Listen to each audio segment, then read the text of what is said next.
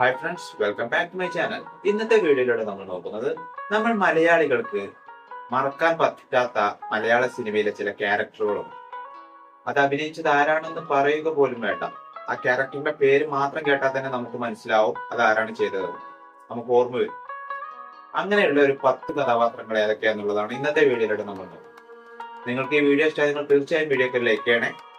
ദിഗംബരൻ ഒരു മലയാളിയും മറക്കാനിടയില്ലാത്ത ഒരു വേഷമായിരുന്നു ദിഗംബരൻ.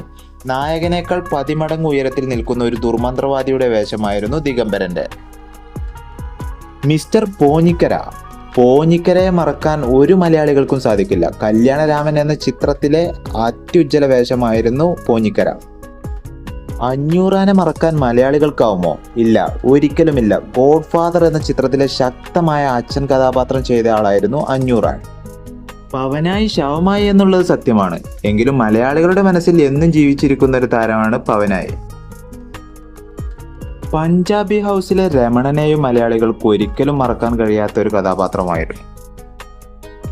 ഒരുപക്ഷെ ഗംഗയെ നമ്മൾ മറന്നേക്കാം, പക്ഷെ ഗംഗയുടെ ശരീരത്തിൽ കയറിക്കൂടിയ നാഗവല്ലിയെ നമ്മൾ ഒരിക്കലും മറക്കാനിടയില്ല.